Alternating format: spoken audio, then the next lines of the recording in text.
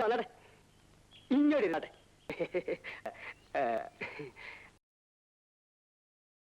അച്ഛത്തൊട്ടാർ എവിടെ പോയി? അച്ഛൻ കുളിക്കുക. ഇത് ചെറുക്ക നല്ല സെറ്റപ്പാ. ഞാനിപ്പ ചേച്ചി അവര് വന്നിട്ടുണ്ട്. ചേച്ചി കുറച്ച് കാപ്പിയിട്. പിന്നെ ചെറുക്കനെ കാണാൻ നല്ല ഭംഗിയാ. എന്റെ ഭഗവതി, ഇതെങ്കിലും ഒന്ന് നടന്നാ മതിയായിരുന്നു. പെണ്ണിന്റെ ഇളയതാ. എന്ത് ചെയ്യുന്നു? പിന്നെ ഞാനിവിടെ തട്ടാരുടെ കൂടെ ഇരുന്ന് പണിയാ. അതെ, പിന്നെ ഇവർക്ക് അടുത്ത വണ്ടിക്ക് ടൗണിലേക്ക് പോകാനുള്ള സെറ്റപ്പിലാ. കുറെ ദൂരം പോകാനുള്ളതല്ലേ. അച്ഛനെ വിളിക്ക്. അച്ഛൻ ഇപ്പൊ വരും.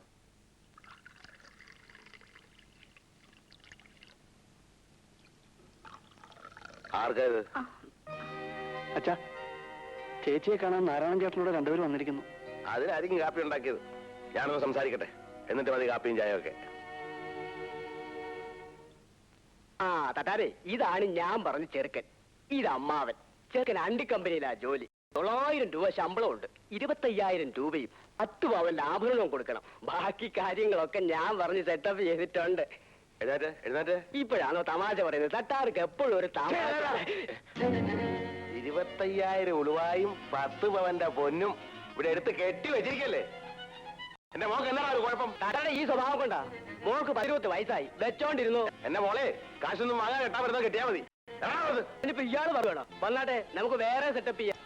ഒരു തട്ടാര് വന്ന് നാട്ടിൽ വേറെ പെമ്പുള്ളാത്ത പോലെ.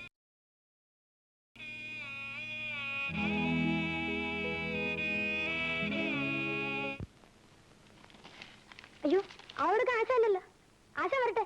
നിന്റെ ആശാ മരുന്ന് നിൽക്കാൻ എനിക്ക് നേരമില്ല. ഞാൻ വേറെ കടയിൽ കൊടുത്തോളാം. എന്റെ പൊന്നു ചേച്ചിയല്ലേ, പിണങ്ങി പോവല്ലേ. ചേച്ചി ഇവിടുത്തെ സ്ഥിരം കസ്റ്റമർ അല്ലേ.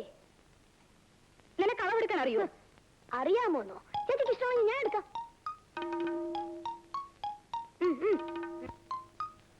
ഈശ്വര, ഇവനും അളവെടുപ്പ് തുടങ്ങിയോ? ബ്ലൗസ് കഴിക്കുന്നുണ്ട്, അരവണ്ണം എടുക്കുന്നത്.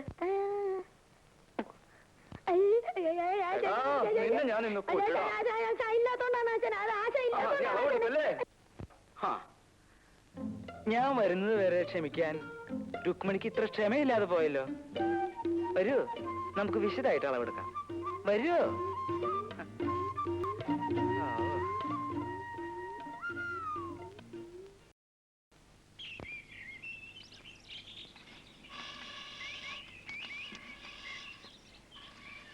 ஐயா, கும்பிடுறேன் சாமி. இது யாரு? கருப்பையாவா? என்னவா சௌக்கியம் தானா? ஆமா சாமி. இது யாரு? நம்ம இளைய பொண்ணு காமாட்சி. அப்படியா? உனக்கு ഇത്രയും വലിയൊരു മകളുണ്ട് അറിഞ്ഞില്ലല്ലോ കയ്യാ. നീ വന്നില്ലല്ലോന്ന് ഞാൻ നിனைச்சிருக்காയിരുന്നു.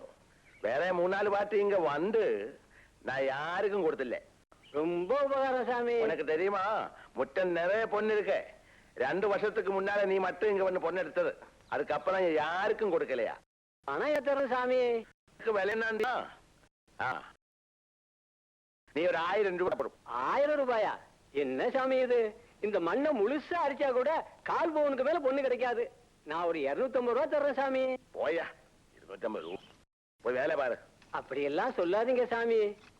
இந்த மாதிரி ஏதாவது கிடைச்சாதான் இந்த பொண்ணோட கல்யாணமே நடக்கும். கடைசியா ஒண்ணு சொல்றேன், 500 ரூபாய் விடு. அது இவ்வளவு ஓர்த்துட்டா. இவ்வளவு கல்யாணம் பண்ணி ரட்சப்பட்டேன் சாமி.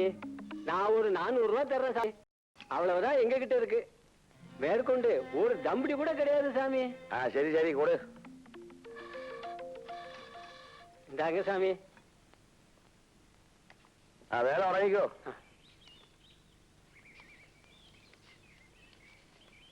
എന്തിനാ പാവങ്ങളെ പറ്റിക്കുന്നത്? കഴിഞ്ഞ ആഴ്ചയില്ലോ അച്ഛൻ മണ്ണിടിച്ച് പൊന്നെടുത്തത്. ഒരു വീക്കിയാൻ പറ്റുന്നുണ്ടല്ലോ.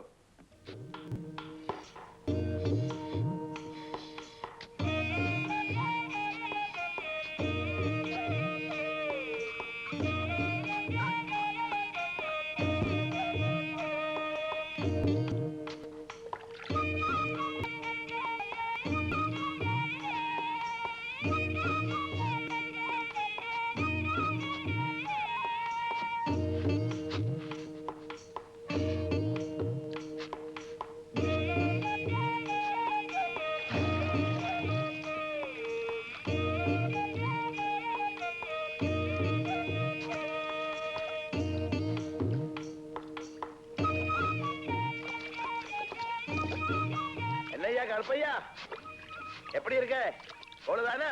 ஒண்ணும் கிடைக்கிற மாதிரி இல்லையே சாமி. கிடைக்கும் கிடைக்கும், நன்னாய் பாருங்க.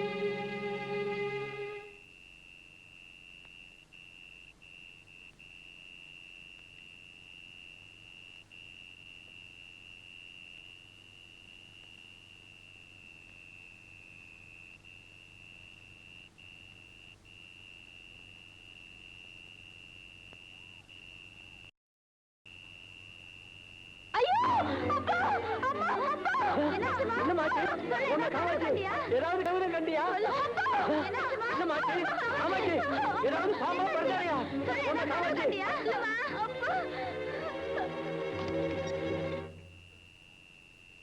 என்னம்மா பாம்பா? இங்க பாம்பு படுத்தாரொന്നും வராது. நீ கனவு கண்டதாയിരിക്കും. தூக்கத்தில் என்னவோ. படுத்துக்கோ.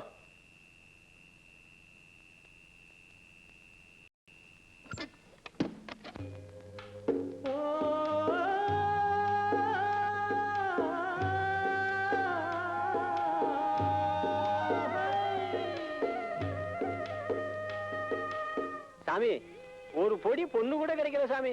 கொடுத்த ரூபாய திரும்ப கொடுங்க சாமி. ഒന്നും கிடைச்சில்ல. ஏமாத்த வேண்டாம். எல்லாம் ഞാൻ കാണാതെ ഒതുക്കിയിട്ടുണ്ടാവും. இல்ல சாமி, நீங்க எங்க வேணாலும் பாத்துக்கங்க சாமி. വേണ്ട വേണ്ട, நீங்க പറഞ്ഞ படி எல்லாம் நான் செய்திருக்கேன். அப்படி எல்லாம் சொல்லாதீங்க சாமி. பாதி ரூபாயாவது திருப்பி கொடு சாமி. ஊருக்கு திரும்பி போறதுக்கு காசு கிடையாது சாமி. போ போ போ. என் பொண்டாட்டி கட்டுத்தாலிய அடமான வச்சு வாங்கிட்டு வந்த பணம் சாமி. தயவு செய்து கொடுங்க சாமி. ഇനി എന്റെ തനി സ്വഭാവം എടുക്കണേ. വാലാലുകള് വലിഞ്ഞു കയറി വരും, എന്നിട്ട് കിടന്ന് കരയും. പാവങ്ങള് അവരുടെ രൂപ കൊടുത്തേക്കച്ച, അവർക്ക് ഒരു പടി പൊന്നു പോലും കിട്ടിയില്ല. അവരെയൊക്കെ ചതിച്ച ഈശ്വരങ്ങളും ഉണ്ടാവും. നീ എന്നെ പഠിപ്പിക്കണ്ട. അവർ വന്നു കയറിയപ്പോ തുടങ്ങിയ എന്റെ ഒരു അനുകമ്പ. അച്ഛൻ ദുഷ്ടനാ, കള്ളനാ. എന്താ പറഞ്ഞേ? എന്താ പറഞ്ഞേ? കള്ളനല്ലേ? നിന്റെ അച്ഛൻ കള്ളനാ?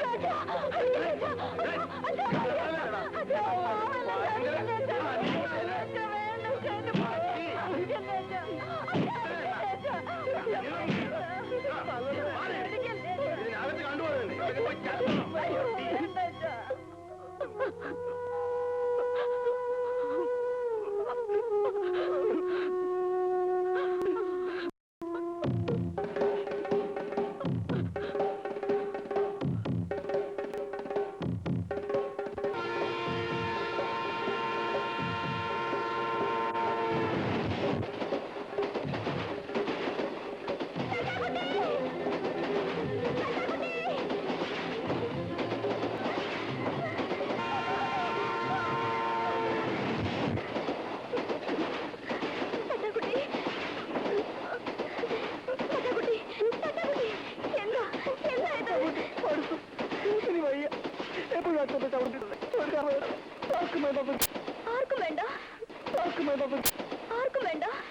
ആർക്കും വേണ്ടെന്ന് അമ്മൂട്ടിയുടെ മുഖത്ത് നോക്കി തട്ടാക്കുട്ടിക്ക് പറയാൻ കഴിയോ?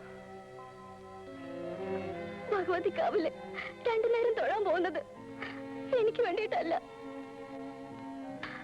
നീരാഹാരം കഴിച്ച് തിങ്കളാഴ്ച വ്രതം നോക്കുന്നതും എനിക്ക് വേണ്ടിയിട്ടല്ല.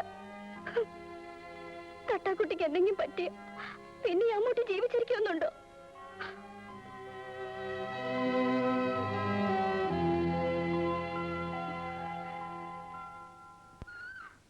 ഇനി ഇങ്ങനത്തെ വിചാരങ്ങളൊന്നും ഉണ്ടാവില്ലെന്ന് എനിക്ക് ഉറപ്പ് തരണം.